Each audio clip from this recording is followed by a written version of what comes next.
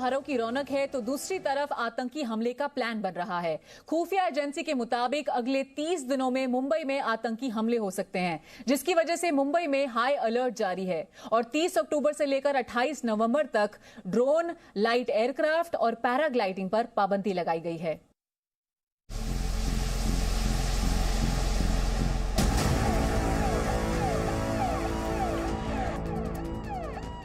मुंबई पर फिर मंडरा रहा है आतंकियों का खतरा। पहले से ही कोरोना का आतंक झेल रही माया नगरी को अब अगले 30 दिनों तक आतंकियों से भी सावधान रहना होगा। खुफिया इनपुट के मुताबिक अगले 30 दिनों में मुंबई पर आतंकी हमला हो सकता है।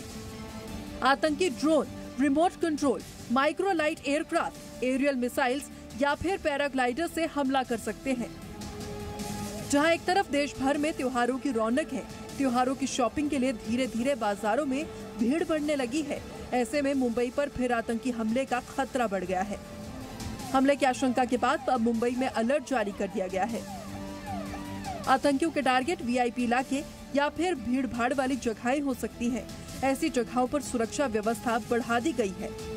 मुंबई पुलिस ने एक आदेश जारी किया है, जिसके मुताबिक अगले 30 दिनों तक ड्रोन, लाइट एयरक्राफ्ट, पैराग्लाइडिंग पर पाबंदी लगा दी गई है।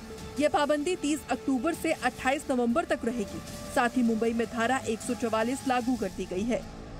मुंबई पुलिस के पास एक इंटेलिजेंस यूनिट जो इनपुट आया है और वो इनपुट ये वाली बात कहता है कि आने वाले 30 दिनों में मुंबई पर एक संभावित आतंकवादी हमले का जो खतरा है वो मंडरा रहा है। इस संभावित खतरे की संभावना को ध्यान में रखकर मुंबई पुलिस अपनी तरफ से एहतियातन कदम भी उठाने जा रही है। कैमरा पर्सन अजय तरलकर के साथ अंकुर त्यागी, जी मीडिया, मुंबई। ड्रग्स मामले में एनसीबी ने दीपिका पादुकोण की मैनेजर करिश्मा प्रकाश को समन भेजा है। सूत्रों के मुताबिक करिश्मा के घर पर एनसीबी ने छापेमारी की थी, जिसमें 1.8 ग्राम चरस बरामद हुई थी। साथ ही सुशांत सिंह राजपूत केस में रिया चक्रवर्ती ने बॉम्बे हाईकोर्ट से सुशांत की बहनों की याचिका को खारिज करने की अपील की है।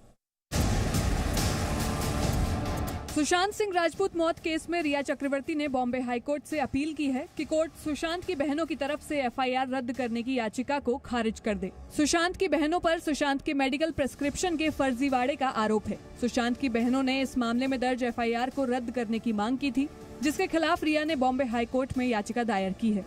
मुंबई पुलिस और सीबीआई दोनों ने ही इसके लिए समय मांगा है, जिसके मद्देनजर कोर्ट अब 4 नवंबर को इस मामले पर सुनवाई करेगा। इसके अलावा ड्रग मामले में एनसीबी ने दीपिका पादुकोण की मैनेजर करिश्मा प्रकाश को समन भेजा है।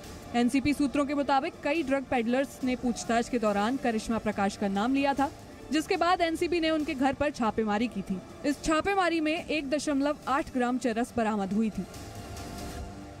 एक्ट्रेस मालवी मल्होत्रा पर योगेश कुमार महिपाल सिंह नाम के एक व्यक्ति ने जानलेवा हमला किया। ये व्यक्ति मालवी से प्रोड्यूसर बनकर मिला और बाद में उन पर शादी का दबाव बनाने लगा, लेकिन जब मालवी ने शादी से मना कर दिया तो उन पर चाकू से वार कर दिया। दीवानगी जब हद से गुजर जाए तो वो नासूर बन जाती है और उसका अंजाम बेहद खतरनाक होता है।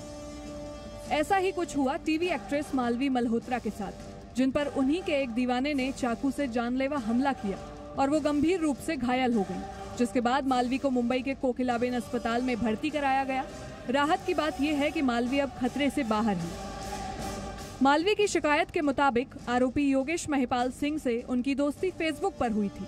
योगेश 2 बार मालवी से प्रोड्यूसर बनकर मिला और बाद में मालवी को प्रपोज कर शादी के लिए दबाव बनाने लगा, लेकिन मालवी ने शादी से मना कर दिया। सोमवार रात जब मालवी अपने घर से बाहर निकली तो योगेश अपनी कार के बाहर खड़ा था।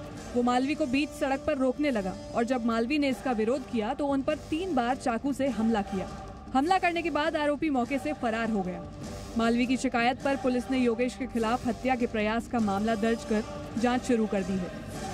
आरोपी योगेश को अब तक गिरफ्तार नहीं किया जा सका है। मुंबई की रजा अकेडमी ने फ्रांस के खिलाफ फतवा जारी किया है। फतवे में फ्रांस को एक दहशतगर्द देश बताते हुए कहा है कि मुस्लिम देशों को फ्रांस से सभी रिश्ते खत्म कर देने चाहिए। साथ ही लोगों से फ्रांस के सभी सामानों के बॉयकॉट के लिए कहा गया है।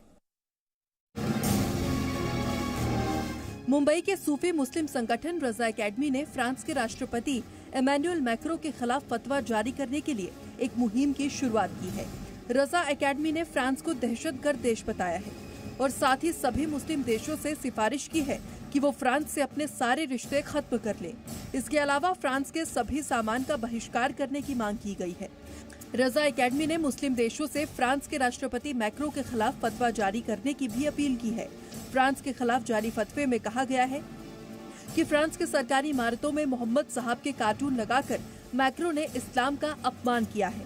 फ्रांस की हरकतें देखकर साफ लग रहा है कि मुस्लिमों के खिलाफ माहौल बनाया जा रहा है। रजा एकेडमी का आरोप है कि फ्रांस के राष्ट्रपति इमैनुअल मैक्रो एक साजिश के तहत इस्लाम का अपमान कर रही है। फ्रांस के खिलाफ मुस्लिम देशों की मोर्चाबंदी के बाद भारत में इस तरह का ये पहला विरोध है। ब्यूरो रिपोर्ट, जी मीडिया। वक्त है एक छोटे से ब्रेक का। ब्रेक के बाद कुछ और बड़ी खबरें। Presenting B News app available on Google Play and App Store. Download it now.